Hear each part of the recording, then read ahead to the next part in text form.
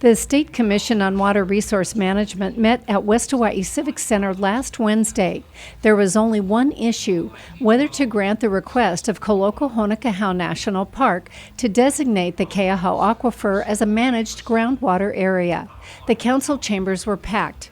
Leann Crab spoke on behalf of Queen Liliuokalani Trust, which has significant land holdings in the Keahau Aquifer area. An unwarranted state water designation would be yet another instance of the federal government interfering with our home rule. Keahau Aquifer, U.S. Fish and Wildlife Service critical habitat. Who's next? Who's next? It's a time drag. It's an incredible waste of resource, time, money, and energy in defending ourselves against these actions.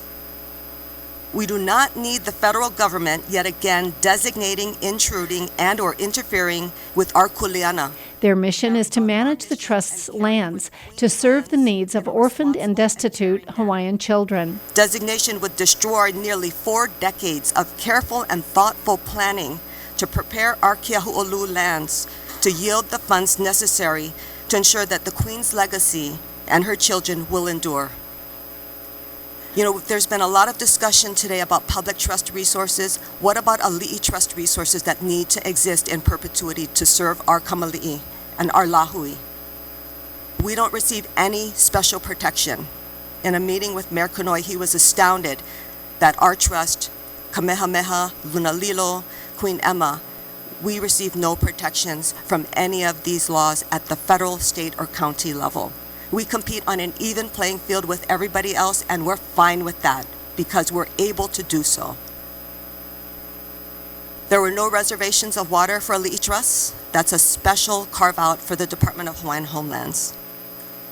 And just one thing I'd like to add, unlike Anne, who we love dearly, we don't particularly enjoy working with the Department of Water Supply. They drive a hard bargain. They protect these resources. I've sat across the table from Commissioner Paval for hours crafting a water agreement, and I can speak from personal experience in drilling source and also working on transmission to bring that high-level water source down to Makai lands. They drive a very hard deal, and we don't want to deal with anybody else. It's hard enough as it is.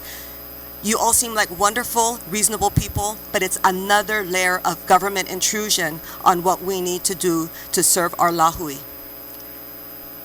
And also, not to give props to DWS unduly, but they have initiated transmission projects on their own, an example being the Palani transmission line that we were lucky enough to participate with them on.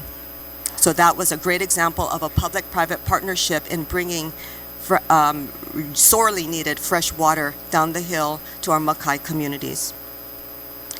So in closing, our Queen remains a guiding spirit for those of us who strive to fulfill her mandate to manage and grow the trust to ensure that our work for Native Hawaiian orphan and destitute children continues in perpetuity.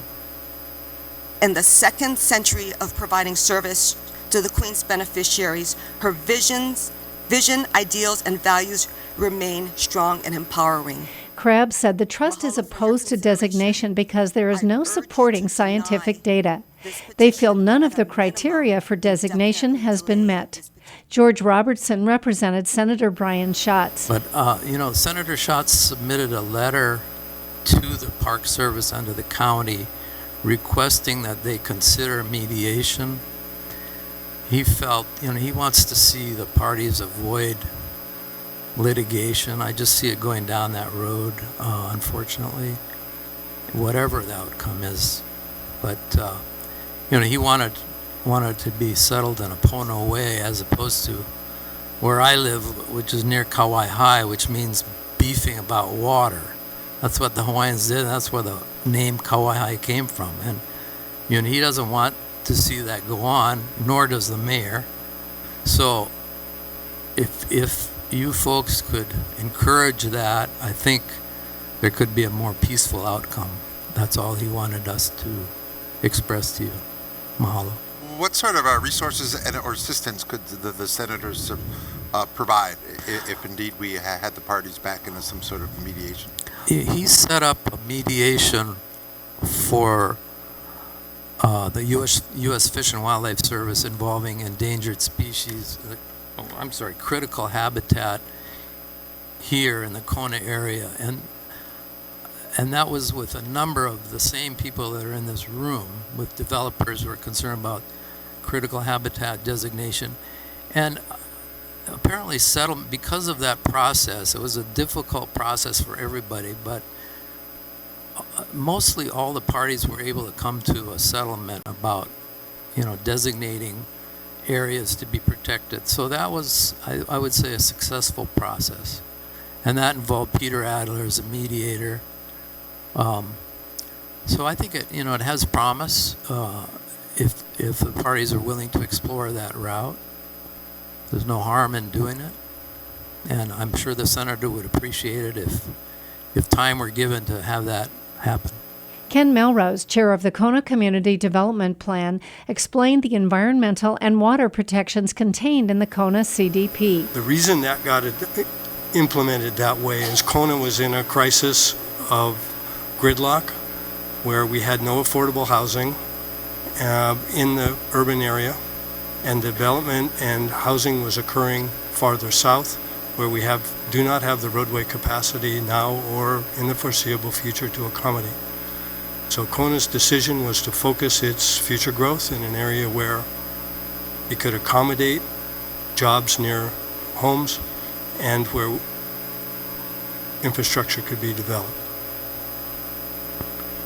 At the same time, the environmental policies focused on protecting watersheds and coastal water quality, thus already instilling precautionary principles in decision-making as we go forward.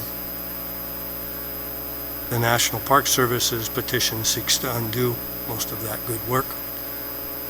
In part, if it's designated, the Department of Water Supply has said in a letter that they will suspend issuing new water meters in the area, basically from the Shima's restaurant in Honolo to the airport. That's the whole area where growth is proposed, and that would end up, growth is still going to occur, and it would push growth farther south into the areas where we do not have the infrastructure, and the community made a willful decision to focus its growth into its urban core. He suggested possible alternate solutions to the park's concerns other than designation. William Carmen is a wildlife biologist. He lives in Mill Valley, California, and is in support of designation. And it is a beautiful place, and the reason why it was created was because the Native Hawaiians chose that specific location because of the resources there, the groundwater and freshwater and brackish areas that occur there are there because of the watershed and the water flowing down from the upper reaches of the watershed. The USGS study showed that there was a link between the upper watershed and the lower freshwater lens down near the coast. And I'd like to point out that the sustainable yield is a mathematical model based on basically how much you can take out of the watershed before you start impacting its ability to refresh itself or sustain itself. It's not a real ecological designation. And the USGS study showed that you start taking water out of the upper watershed, it's going to reduce the amount of water flowing downstream. Jim Greenwell, president of Lanihau Partners, LLC, felt that designation would have a significant negative impact on the island's economy. It would be a major long-term disincentive to the kind of private investment that has built our West Hawaii economy, provided jobs, attracted goods and services, and increased our land values, which means expanding our tax basis to fund public needs island-wide. Frankly, it has been private investment supported by sound public policy and reasonable regulation that has built much of the water and transportation infrastructure on which our community is dependent. Lanihau's property is the land of Honokohau, right across the street from the national park. Our family has been blessed with a stewardship responsibility, or some might characterize that today as ownership, of that property since the late 1800s. Like other private stakeholders before us, and you've heard from some of them today, Lenny Howe has borrowed and spent at this point in excess of $8 million over the past 7 years drilling, fixturing, and now nearing completion of Polani Well number 1 at the 1,700-foot elevation of Honokohau. So long as this designation does not occur, this $8 million private investment will soon, upon completion and dedication, add another critical piece of public infrastructure that will have immediate benefit to our neighborhood in North Kona by providing the Department of Water Supply, not us, the Department of Water Supply, an additional 1.6 million gallons a day in source, plus an additional million gallons of new high elevation storage, exactly where it is most needed. It also will provide badly needed relief to the Kahalu shaft that we've been talking about today also. We understand that private and public interests need to work together to make things happen. We also understand that part of that public-private partnership balance includes reasonable and timely regulation. But we made this investment decision to embark on this project and borrow this money with a clear understanding, reinforced with the blessing and permitting from your commission as well in terms of construction and pump installation permits, of the proven adequacy of the aquifer to support this new source.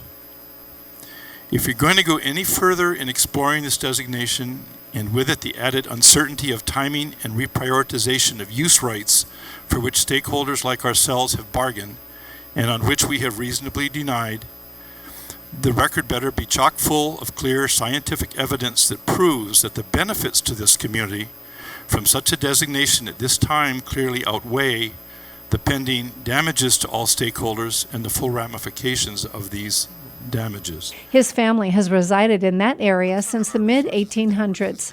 In the end, the Commission deferred the matter until May 2015. During that time, Commission staff must gather additional information, and Hawaii County Department of Water Supply must provide an infrastructure improvement plan for the Keauhou Aquifer. The Commission has instructed Koloko-Honokahau National Park, which requested designation, to provide information about traditional and customary native practices within the park. The Commission also asked the National Park to enter into mediation with Hawaii County to resolve issues of concern.